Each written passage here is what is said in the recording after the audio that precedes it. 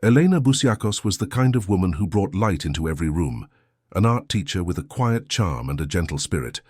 Andrea Denvers was her opposite, polished, calculating, and fiercely possessive. And Marco Denvers, he was the man, caught between them.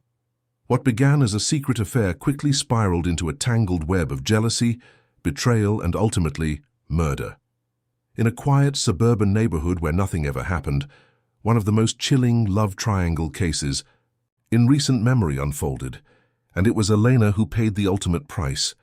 On the morning of July 17, 2016, the quiet suburb of Pine Grove Hills was disturbed by a discovery that would change everything. It was just past 7 a.m. when a local jogger passing by the neatly kept home at 48 Maple Crescent paused at the sight of something that didn't belong. Amid the blooming rose bushes, there was a shape that caught the early light in a way that stopped her cold. It wasn't until she moved closer that she realized what she was seeing: a woman's body. Motionless and oddly placed, as if dropped there without care, she immediately called the police. Within minutes, officers arrived on the scene. Paramedics were close behind, but it was already too late. The woman had no pulse, no signs of life. She was lying on her side, partially hidden by garden hedges. Dressed in a robe and nightclothes, the area was quickly sealed off with yellow tape as investigators began the slow, methodical process of combing through the scene. Identification was swift.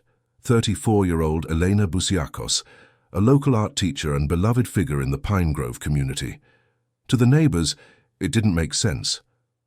Elena was warm, quiet, and gentle. She walked to the local market every Saturday. She painted in her backyard during the summer. She smiled at strangers and tutored students for free, but someone had murdered her, and the way her body was found made it clear. This wasn't a robbery gone wrong. There were no signs of forced entry. Nothing had been stolen. Her car was still in the driveway. Her wallet and phone were inside the house, untouched. The medical examiner's early report suggested blunt force trauma to the head, followed by asphyxiation. There was no sexual assault, no clear struggle. Whatever had happened had been swift, targeted, and likely committed by someone she knew. Suspicion grew quickly. Detectives began piecing together a timeline of her final hours. 2 nights earlier, Elena had hosted a small dinner party. It wasn't unusual for her. She often invited close friends or co-workers over for simple meals and conversation. That evening there were 3 guests. 2 of them were colleagues from the art department where she taught. The third was someone new in her life, a man she had recently started seeing romantically. As investigators spoke with guests and neighbors, a pattern began to emerge. Elena had mentioned to several people that she was finally happy again. She had been through a difficult separation a year earlier, but seemed to be moving forward.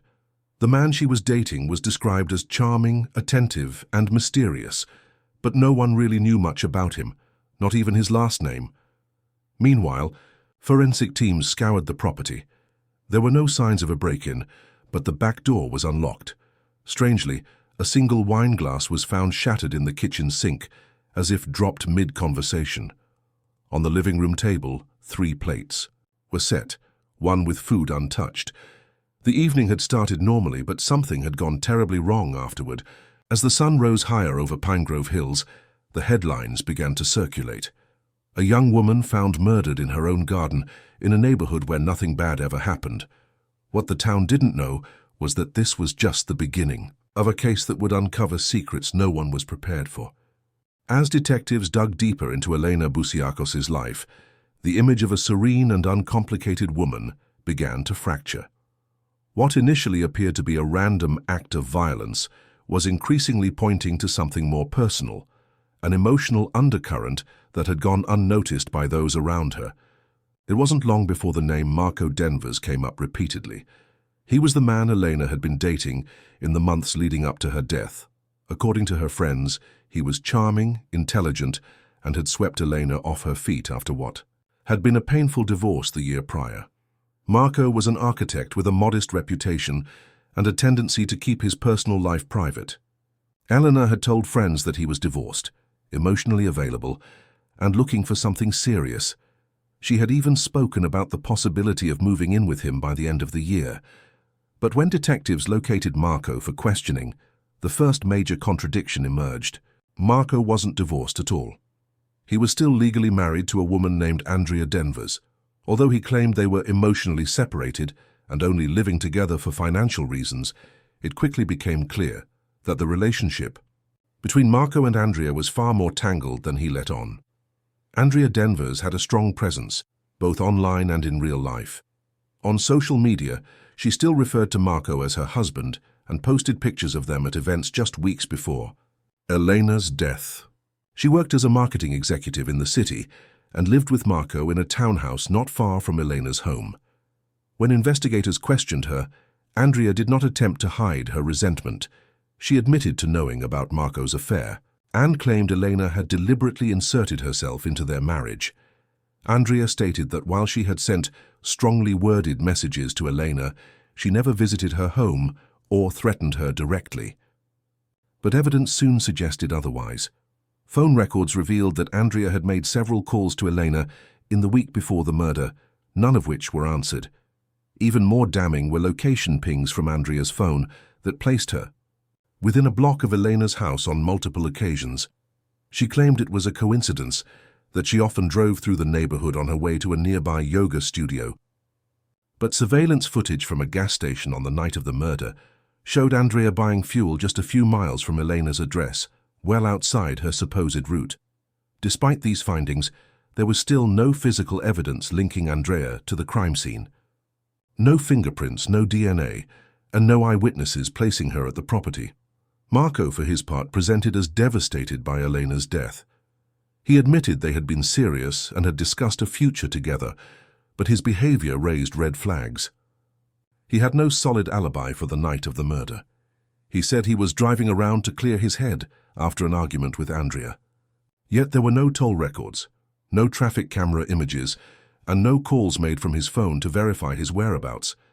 Then came the most critical piece of the puzzle so far: footage from a neighbor's doorbell camera. It showed a hooded figure approaching Elena's house in the early morning hours of July 17th. The figure moved calmly, without hesitation, and let themselves in through the back entrance. Their face was never visible, but their visit coincided precisely with the estimated time of Elena's death. With the focus narrowing on Marco and Andrea, one chilling truth began to emerge. Someone had gone to Elena's home that night with the intention of never letting her see the morning. As the investigation progressed, the focus turned inward, into Elena's home, her private spaces, and the life she lived behind closed doors. Detectives were no longer just looking at her relationships, but also searching for any hidden signs that she may have sensed what was coming. That search led them to the basement, where Elena had converted a small storage room into an art studio. The room was clean, organized, and full of partially finished canvases and paint-streaked easels. It felt peaceful, until one particular discovery changed everything. Behind a tall cabinet, partially obscured by cleaning supplies and old sketchbooks, officers found a canvas that had clearly been deliberately hidden. It was unfinished but powerful in its imagery. The painting depicted three abstract, faceless figures. One appeared to be holding a knife, another was falling backward, and the third stood in the background, watching with what could only be described as passive detachment. It was haunting, and it immediately raised questions. Was this art, or was this a message? Could Elena have painted something that hinted at what she feared might happen? Investigators brought the canvas to a forensic psychologist who specialized in symbolic communication through art. She confirmed what many suspected. The painting wasn't random. The chaotic brushstrokes, the specific colors, the choice to leave, the faces blank, it all suggested a deep sense of betrayal and helplessness. It was as though Elena had been trying to express something that words couldn't capture. Perhaps she didn't feel safe enough to speak openly. That theory gained traction when another discovery was made in the studio, a ceramic sculpture that doubled as a hidden recording device. It was small, barely noticeable, and cleverly disguised within the folds of a flower-shaped vase. Inside was a digital recorder containing over 30 hours of audio. Most of the recordings were ambient sounds, Elena painting, music in the background, an occasional phone conversation. But one segment dated just 4 days before her death stood out. In that recording, Elena could be heard having a tense conversation with a man, presumably Marco. His voice was low, urgent, and at times threatening. While the words weren't outright violent, the tone was unmistakable. He told her that she should be careful with what she said and warned her not to tell anyone the real story. The phrase struck investigators like a bolt. What was the real story? What had Elena known or planned to reveal that made her a target?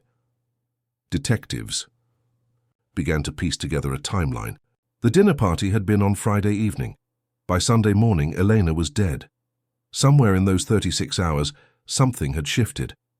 Perhaps she had confronted Marco, or perhaps he discovered the recording device. The police couldn't be sure. But it was becoming increasingly clear that Elena had felt threatened and had taken steps to document what she feared. Her laptop provided more clues. Hidden in a password-protected folder were journal entries where she described feeling watched, followed, and trapped in a situation too complex to escape. The final entry, dated just 2 days before her murder, read only, "I know what he's done. If anything happens to me, start with him." With each discovery, the mystery deepened. Elena had been trying to leave behind breadcrumbs, signs of fear, hints of danger, but no one had seen them in time. As detectives continued to explore the layers of Elena Busiakos' life, they were struck by one oddity that didn't quite fit, a comment made casually by her landlord during a follow-up interview. He mentioned that for a short while before Elena's death, someone else had been living in the house with her. When asked for clarification, he said Elena referred to the person as her cousin, someone who had recently gone through a breakup and needed a place to stay. There had been no official lease, no formal arrangement, just a favor, a temporary situation. But Elena had no known cousins in the area. In fact, her closest relatives all lived out of state. This discrepancy led investigators to re-examine her personal contacts and phone history. After combing through text logs and message threads, they noticed repeated communication with someone saved under the name C. Most of the conversations were brief, checking in, arranging pickups, or confirming if it was safe to come back. The tone was discreet, almost secretive. The number was traced to Charlotte Rayner, a 24-year-old former student of Elena's from several years earlier. Charlotte had briefly attended Elena's art program at the community center and had since moved around frequently. Records showed that she had no permanent address in the months leading up to Elena's death.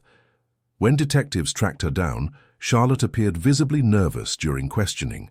She admitted that she had been staying with Elena off the books for several weeks, but insisted she had nothing to do with the murder. She explained that she had been fleeing an abusive relationship with a former boyfriend and that Elena had taken her in as a gesture of kindness. She claimed Elena promised not to tell anyone Charlotte was staying there, out of fear her ex might try to find her. According to Charlotte, she was not even at the house the night Elena was killed. She said she had stayed overnight with a friend on the other side of town and only heard about the murder the next morning. However, Charlotte's alibi quickly began to unravel. Cell tower data placed her phone near Elena's house at 1:48 a.m., just minutes after the mysterious hooded figure was seen on the neighbor's doorbell camera. When confronted with this information, Charlotte broke down. Through tears, she confessed she had lied out of fear, not just of the police but of what she had seen that night. She had returned to the house quietly, not wanting to wake Elena. As she slipped in through the back door, she immediately heard voices, Elena arguing with someone in the living room. Afraid of walking into something dangerous, she hid in the hallway. Moments later, she heard a loud thud, then silence. Peeking from around the corner, Charlotte saw Andrea Denvers crouched beside Elena's body. Andrea wasn't panicked. She wasn't rushing. Instead, she stood up, walked calmly into the kitchen, ran water, and wiped her hands on a towel. Then she exited through the same door she came in. Charlotte had waited in the house, frozen, until sunrise. Then she ran, terrified that if she came forward, she would be accused. But with the guilt weighing on her and the threat of more secrets being uncovered, she finally chose to speak. Her eyewitness testimony would change the course of the investigation and reveal the face behind the hood.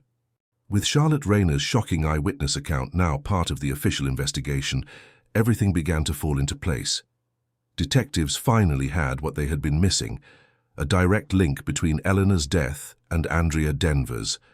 For weeks, suspicion had hovered over Andrea, but there had been no conclusive proof, just circumstantial evidence, vague timelines, and half-truths.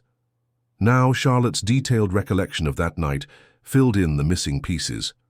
It wasn't just speculation anymore. Someone had seen Andrea at the scene of the crime, and not only that, she had been witnessed in the act of covering it up. The timeline was reviewed again with fresh clarity. Elena had hosted a small dinner party Friday night. Guests left around 10:00 p.m. At some point after midnight, Andrea arrived at the house, most likely through the back door, which was later found unlocked. Charlotte, returning home in the early hours of the morning, had unknowingly walked into the aftermath of a confrontation that turned deadly. Andrea's calm demeanor as she washed her hands and left the scene showed a level of control that was chilling. It was not a moment of panic. It was something much colder. When police brought Andrea back in for questioning, they didn't immediately reveal what Charlotte had said. Instead, they presented her with the updated timeline, the phone, data and the surveillance footage. Her responses were defensive but calculated. She continued to deny any involvement, stating once again that she had simply driven through the neighborhood and had no reason to harm Elena. But as soon as Charlotte's name was mentioned, and the fact that she had been present in the house that night, Andrea's composure began to crack. Faced with the likelihood of a trial and the weight of an eyewitness, Andrea finally admitted to being at Elena's home that night. She claimed she had gone there only to talk, hoping to convince Elena to step away from Marco. According to Andrea, things escalated when Elena threatened to expose personal information about Marco's past, a past Andrea insisted Elena had no right to share. The argument turned physical. Andrea claimed she didn't mean to kill her, that it was an accident, a push that went too far. But the evidence told a different story. There were no signs of struggle from Elena. The blow to her head was forceful, not a glancing strike. The methodical washing of hands and quiet exit suggested planning, not panic. And with the recording discovered in Elena's studio, it became clear that Elena had suspected something like this might happen. She had known the danger, and she had tried to protect herself in the only way she could, by documenting everything. In court, Andrea Denvers was charged and eventually convicted of second-degree murder. The trial was swift, the evidence overwhelming. Charlotte Rayner's testimony was key, as was the audio recording. Marco Denvers, while deeply connected to the emotional core of the case, was never charged. He left town shortly after the trial and has remained out of the public eye since. Elena Busiakos' life was full of promise, an artist, a teacher, a woman who opened her home to someone in need. But in the end, her death was the result of a toxic triangle built on lies, jealousy, and control. Still, her courage in leaving, behind the clues, her artwork, her journals, her recordings, ensured that the truth did not remain buried. It was her voice, even in silence, that ultimately solved her own murder.